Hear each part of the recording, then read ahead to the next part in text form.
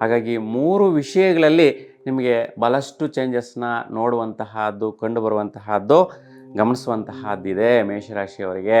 ಯಾವ್ಯಾವ ವಿಷಯದಲ್ಲಿ ಅಂತಂದರೆ ನೋಡಿ, ಬುಧನು ಉಚ್ಚ ಸ್ಥಿತಿಯಲ್ಲಿ, ಉಚ್ಚ ಸ್ಥಾನದಲ್ಲಿ ಸಂಚಾರದಲ್ಲಿರ್ತಾನೆ. ಎಲ್ಲಿ? ಕನ್ಯಾ ರಾಶಿಯಲ್ಲಿ. ಹಾಗಾಗಿ ಕನ್ಯಾ ರಾಶಿಯಲ್ಲಿರ್ತಕ್ಕಂತಹ ಬುಧನು 2ನೇ ತಾರೀಕಿಗೆ ಬದಲಾಗ್ತಾನೆ. ನೋಡಿ, 2ನೇ ತಾರೀಕುವರೆಗೂ ಅಂದರೆ ಬರೀ 2 ದಿವಸ ಕನ್ಯಾ ರಾಶಿಯಲ್ಲಿ ಉಚ್ಚ ಸ್ಥಿತಿಯಲ್ಲಿರ್ತಕ್ಕಂತಹದ್ದು ಅಕ್ಟೋಬರ್. ಇನ್ನು 2ರ ನಂತರ ತುಲಾ ರಾಶಿಗೆ ಪ್ರವೇಶ. ತುಲಾ ರಾಶಿಗೆ ಪ್ರವೇಶ ಆದಾಗ ನಿಮಗೆ ಒಂದು ವಿಶೇಷವಾಗಿ ದಂಪತಿಗಳಿಗೆ ಏನೋ ಒಂದು ಬಿಸ್ನೆಸ್ಸು, ವ್ಯಾಪಾರ ವ್ಯವಹಾರ ಮಾಡೋಣ ಅನ್ನುವಂತಹ ಸ್ಥಿತಿ ಬರುತ್ತೆ. ಮತ್ತು ವಿವಾಹ ಸಂಬಂಧಗಳು ನೋಡ್ತಾ ಇರ್ತಕ್ಕಂತಹವರಿಗೆ ಪ್ರಯತ್ನಗಳು ಇವೆಲ್ಲ ಕೂಡ ಬಂಧುತ್ವಗಳನ್ನ ಬೆಳೆಸ್ಕೊಳ್ಳುವಂಥದ್ದು ಸ್ವಲ್ಪ ಆದಷ್ಟು ಕಡಿಮೆ ಪ್ರಮಾಣದಲ್ಲಿ ಫಲಿತಾಂಶ ಕೊಡ್ತಾ ಇರುತ್ತೆ. ಯಾಕೆಂತಂದರೆ ಇಲ್ಲಿ ಬುಧ ಪಾಪಗ್ರಹನಾಗಿ ಸಂಚಾರ ಮಾಡ್ತಾ ಇರ್ತಾನೆ.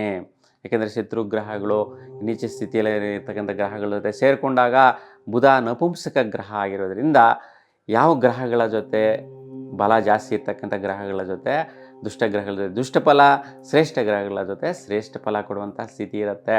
ಹಾಗಾಗಿ ಬುಧನ ಒಂದು ಫಲಾಫಲಗಳು, ವೈಪರೀತ್ಯಗಳು ಈ ರೀತಿ ಬದಲಾವಣೆ ಆಗುವಂತಹದ್ದಿರುತ್ತೆ. ಇನ್ನು ಬುಧನು ಬದಲಾವಣೆ ಆಗ್ತಾ ಇರ್ತಕ್ಕಂಥ 24ನೇ ತಾರೀಕಿಗೆ ತುಲಾ ರಾಶಿಯಿಂದ ವೃಶ್ಚಿಕ ರಾಶಿಗೆ ಕೂಡ ಪ್ರವೇಶ ಮಾಡ್ತಾನೆ. ನೋಡಿ, 3ನೇ ಮನೆ ಕೂಡ ಸಂಚಾರ ಮಾಡದ. ಹಾಗೆ 24ರ ನಂತರ ಸ್ವಲ್ಪ ಆರೋಗ್ಯದ ಕಡೆ ಗಮನ ಹರಿಸಬೇಕು ಮೇಷರಾಶಿಯವರು ವಿಶೇಷವಾಗಿ. ಮತ್ತು ನಿಮ್ಮ ಪ್ರಯತ್ನಕಾರಿ ಆಗಿರ್ಬೋದು, ಸ್ನೇಹಿತರ ವಿಚಾರ ಆಗಿರ್ಬೋದು, ಮತ್ತು ಏನೋ ಒಂದು ಸುಖ ಯೋಗಗಳಿಗೆ ಸಂಬಂಧಿಸಿರ್ತಕ್ಕಂಥ ಕಾರ್ಯಕ್ರಮಗಳ ವಿಚಾರವಾಗಿ ಆಗಿರ್ಬೋದು, ಈ ವಿಷಯಗಳಲ್ಲಿ ನೀವು ತುಂಬಾ ಗಮನ ಇಟ್ಟು ಕೇಳಿಸ್ಕೋಬೇಕಾಗಿರುತ್ತೆ.